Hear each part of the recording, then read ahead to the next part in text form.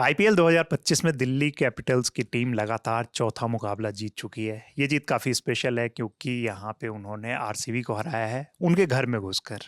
और ये जीत मतलब काफ़ी आसान तरीके से उन्होंने मैच को जीता। 13 बॉल बाकी थे, केएल राहुल की वो शानदार पारी, आरसीबी की ख़राब बैटिंग और उसके बाद फिर बॉलिंग में भी कुछ खास नहीं कर पाना। ऐसा ही कुछ रहा ना दीपक?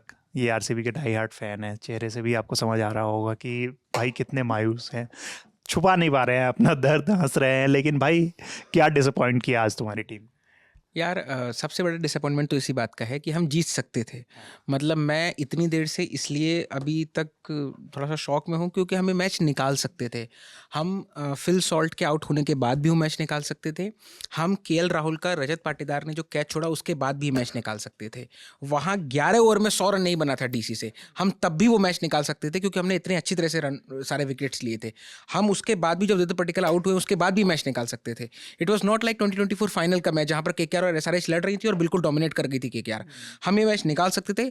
हम अपने लेस ऑफ अलर्टनेस और हम अपने उस कंट्रोल की वजह से इस मैच को हारे जो मैं मैच पे कर लेना चाहिए था। दीपक जी, आप पोएटिक जस्टिस की तरह बात कर रहे हैं। सकते थे, निकाल पाए क्यों नहीं, ये बताइए। दिक्कत तो ये है ना, नहीं कर पाए ना हम बेटर तरीके से मैच। दिक्कत ये है ना कि ये एक ऐसी टीम है जो लगातार अच्छा खेलती आ रही है। अभी कुछ स्टैट्स सुन रहे थे, कुछ स्टैट्स देख रहे थे अभी जो कमेंट्री में सुन रहे थे कि 2020 के बाद सबसे ज़्यादा मैच जीतने वाली ये टीम है।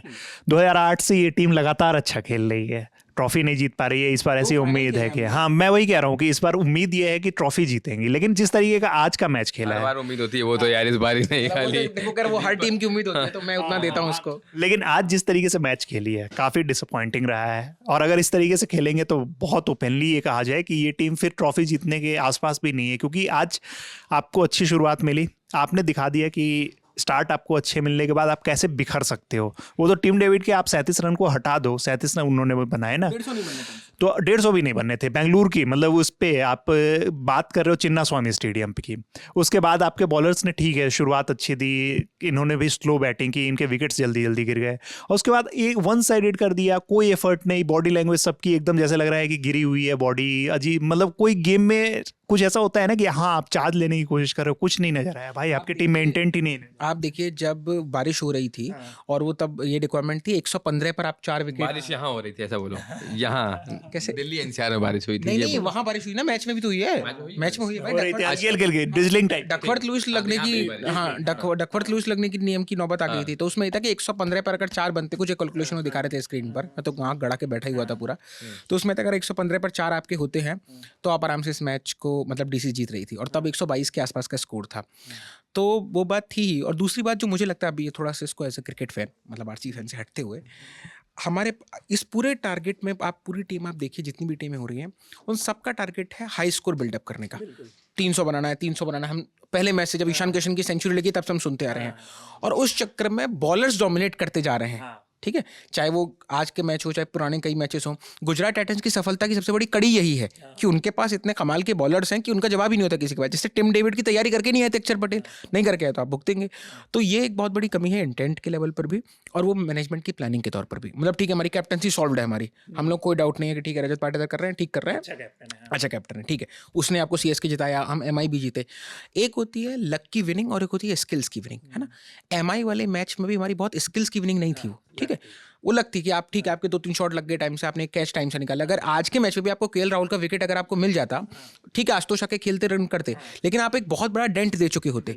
आप मैच हारे, मतलब जो मेरी अपनी समझ बनती है, आप मैच हारे जब आपके पास 30 एक्स्ट्रा रन का स्कोर नहीं था। वहीं बोर्ड पर 200 लगा होता, यही आरसीबी थी, 222 का स्कोर था, हम आराम से मैच निकाल के आ गए थे। बिल्कुल एक साइकोलॉजिकल प्रेशर आ गया था क्योंकि स्कोरबोर्ड पे आपने जितने रन बनाए थे वो देख के आप सामने वाली टीम को भी एक रहता है कि हम आराम आराम से खेल के। और केएल राहुल का जो गेम है उनके लिए ये परफेक्ट स्कोर था। उनको अपने गेम में बहुत ज़्यादा कुछ एफर्ट लगाने की जरूरत नहीं थी, जैसा गेम केएल राहुल खेलते हैं वैसा ही।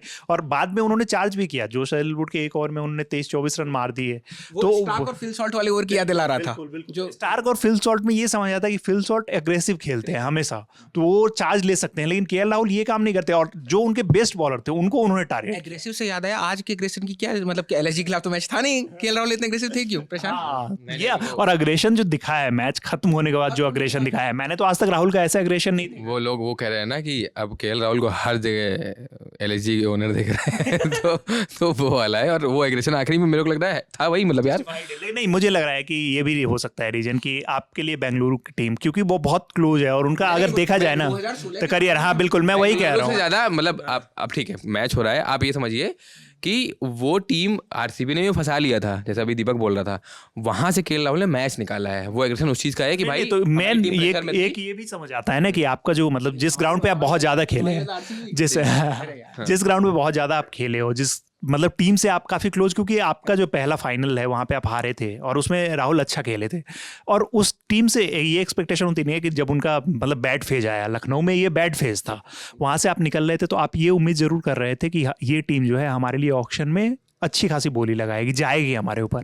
आरसीबी ने ऐसा किया नहीं, कहीं ना कहीं ये एक अग्रेशन जरूर नजर आ रहा था केएल राहुल में कि हो सकता है कि उनके अंदर वो रह रहा हो कि भाई तुमने जो मैंने सोचा ना, बिल्कुल बिल्कुल पहले सिराज और अब फिर केएल राहुल। हाँ तो वही मैं कह रहा हूँ। तो अब ठीक है, कई सारे फैक्टर्स होते हैं, किसी ने रिटेन नहीं किया, किसी ने छोड़ दिया, किसी ने नहीं लिया, वो सारी चीज़ें हैं।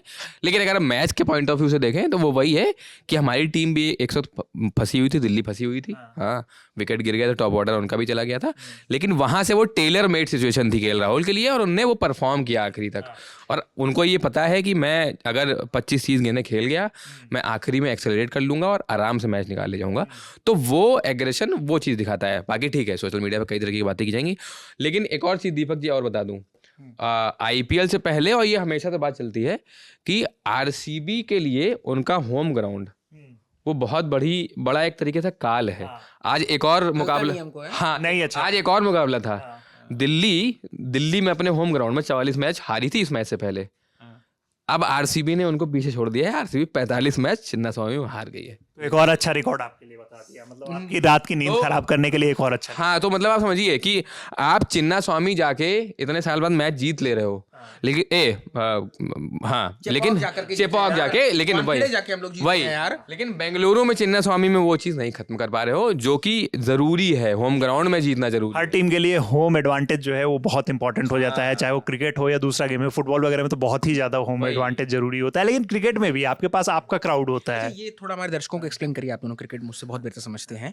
होम ग्राउंड होने से क्या होता है? बहुत एडवांटेज होता है, आप अलग अलग तरीके के एडवांटेज है। जैसे क्राउड सबसे बड़ा आपका एडवांटेज हो जाता है कि जहां आप मतलब आप एक इस तरीके के ग्राउंड में खेल रहे हो, वहां पे आप सोच लो, सपोज कि आप 40,000 वहां पे दर्शक हैं, उसमें से 35,000 आपके लिए चीयर कर रहे हैं, आपको सपोर्ट कर रहे हैं, और 5,000 ओपोजिशन टीम के फैंस हैं। बहुत बड़ा एडवांटेज वो होता है कि आपके ऊपर जो एक उसमें प्रेशर आता है कि आपके ऊपर परफॉर्म करने का दबाव है, लेकिन सामने वाली टीम पे कितना ज़्यादा, जब आप फील्डिंग कर रहे हो, जब आप वो हो रहे हो और पूरा ग्राउंड चिल्ला रहा है, पूरे ग्राउंड के लोग आपके पीछे हो रहे हैं, तो वो तो एडवांटेज आपको उसका तो फायदा उठाना ही। ऐसा भी होता है, आप देखिए केएल राहुल बेंगलोर से आते हैं, ठीक है, 15 इनिंग में केएल राहुल का जो एवरेज है वहाँ पे 43 का है और आरसीबी के खिलाफ 74 का एवरेज है केएल राहुल का। तो ये एडवांटेज होता है। कुछ खुन्नस निकाला है भाई आज केएल राहुल ने, और केएल राहुल ने बोला भी है ये, जब हम वीडियो को अभी जब प्रशांत बता रहा था तो उस टाइम तक तो नहीं हुआ था जब हम वीडियो को शूट कर रहे थे, लेकिन अभी उनका स्टेटमेंट आया और मैं पढ़ रहा था।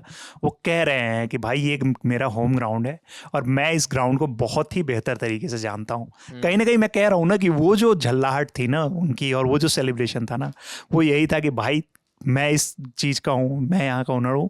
और आपको एक कैप्टन चाहिए था, आपको एक ऐसा प्लेयर चाहिए था जो मतलब ठीक है आप कैप्टन नहीं भी बनाते तो जो आपको आगे आने वाले समय में लीड करे। LSG पे जाके रेसियां हैं, LSG पे काहे रेसियां है भाई? अब LSG वाला तो जो था वो हो गया, LSG से उनको निकलना था, निकल के उनको अपने घर पे आना था, लेकिन अपने घर वाले ही उनको दगा दे गए। तो अब तो आज बदला ले लिया ना, पहले सिराज और फिर केएल राहुल। लेकिन मतलब आज के मैच में मैं बताऊं, मतलब मेरे को 2-3 चीज़ें लगी।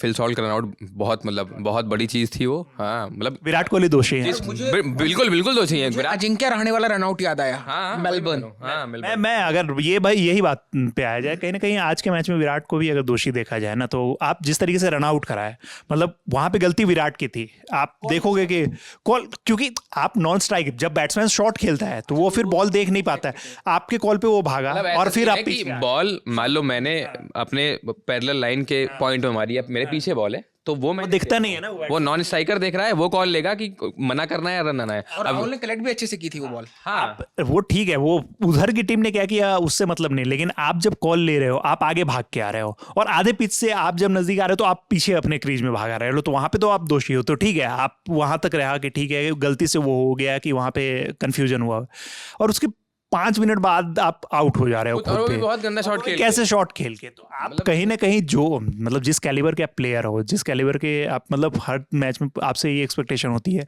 और खासकर जब ऐसी कुछ गलती हो जाए जिसमें आप गलत हो तो आपसे फैंस की उम्मीदें बहुत ज़्यादा हो जाती है। लेकिन आज जिस तरीके से विराट ने किया है वो कहीं ना कहीं डिसअपॉइंट किया है। और विराट की जो ये मतलब, क्योंकि जिस लय में आज फिल सॉल्ट थे और जिस कुटाई आज उन्होंने मिचेल स्टार्क की है, आज विराट कहीं ना कहीं विराट को भी लग रहा होगा कि कहीं ना कहीं मेरे से बहुत बड़ी गलती हुई है। हाँ मतलब डिसअपॉइंटिंग तो है ही, अब है ना? क्या ही से कहा जाए। कोई बात नहीं है। और उसके अलावा आप फिर देखिए, मतलब वो एक फेज खत्म हुआ, उसके बाद विपरज निगम और कुलदीप यादव ने क्या बहुत अच्छी मौका है। मतलब विपरज ने 4 ओवर में 2 विकेट लिए, 4.5 के आसपास का उनका इकोनॉमी रहा। कोहली का विकेट विपरीत ने तो लिया है। कोहली को विकेट, हाँ ना, हाँ बॉक्स देख रहा था हाँ। कुलदीप यादव ने 4 ओवर में 17 रन देके 2 विकेट लिए। दोनों ने अच्छी बॉलिंग। हाँ, मोहित शर्मा ने 2 ओवर कराया लेकिन विकेट लिया। एक चीज और अक्षर पटेल पे भी बात करना चाहूंगा, 4 ओवर में 54 रन दिए हैं। और मोहित शर्मा, मैं इसलिए कह रहा हूँ ना, मोहित शर्मा ने 2 ओवर डाले थे, 10 रन दिए थे। और मुकेश कुमार का भी शायद 1 ओवर बचा हुआ था और उन दोनों ने अच्छी बॉलिंग की थी। तो कहीं ना कहीं आज अक्षर पटेल भी, अगर टीम हारती तो अक्षर पटेल बहुत बड़े दोष और फिर आप देखिए, ठीक है मैंने माना, लेकिन बीइंग अ कैप्टन आप एक चीज देखिए, स्टार्क को फिल सॉल्ट मतलब बुरी तरह मार रहे थे। वो वाला ओवर कराने आया जिसमें विराट कोहली ने छक्का मारा था कवर, कितना अच्छा शॉट था वो, ठीक है। तो आपको उस कप्तान की भी दाद देनी पड़ेगी, वो आया है just to get a break, कि वहाँ शायद विकेट मिल जाएगा, तो कम से कम फिल सॉल्ट का शायद मिल जाएगा। अक्षर का भी ओवर अच्छा पिटा था। नहीं पिटा था मैं कह रहा हूँ, लेकिन उनका बोल्ड कॉल था कि मैं चलता हूँ ओवर कराने, शायद विकेट मिल जाए। मैं ये कह रहा हूँ एज अ कैप्टन वो बहुत बड़ी बात होती है कि कोई बल्लेबाज ऐसे खेल रहा हो और आप स्पिन बॉलिंग कराने चले जाओ वहाँ पे। हाँ ठीक है, एज ए कैप्टन उन्होंने जो भी किया, लेकिन उनकी टीम एट लास्ट मैच जीत गई है। कोई कैप्टन धोनी क्या करते हैं देखना होगा। वो ठीक है, धोनी पे बाद में आएंगे, अभी विराट की चर्चा कर लेते हैं। विराट कैप्टन नहीं है लेकिन रोल तो समझ ही सकते हैं, आपको भी पता है क्या है। तो आरसीबी की टीम मतलब अब 2 मुकाबला हार चुकी है, 5 में से 3 मुकाबले जीते हैं टीम ने और 2 मुकाबला हार चुकी है। पॉइंट्स टेबल में तीसरे नंबर पे है। दिल्ली की टीम 4 जीत के बाद भी दूसरे नंबर पे है। लेकिन जिस तरीके का क्रिकेट खेल रही है दिल्ली की टीम, उससे एक्सपेक्टेशन काफ़ी बढ़ गई है। पंजाब की टीम भी काफ़ी अच्छा क्रिकेट खेल रही है, उनसे भी एक्सपेक्टेशन है। आरसीबी फैन जरूर डिसअपॉइंटेड होंगे और उनको इस मैच में और हार के क्या कारण लगे और क्या वजह हैं, हमें कमेंट बॉक्स में ज़रूर बताइएगा। मेरा नाम है रविराज, मेरे 2 साथी थे दीपक और प्रशांत। वीडियो को शूट किया है प्रशांत ने। देखते रहिए हमारा चैनल ललन टॉप स्पोर्ट्स। धन्यवाद।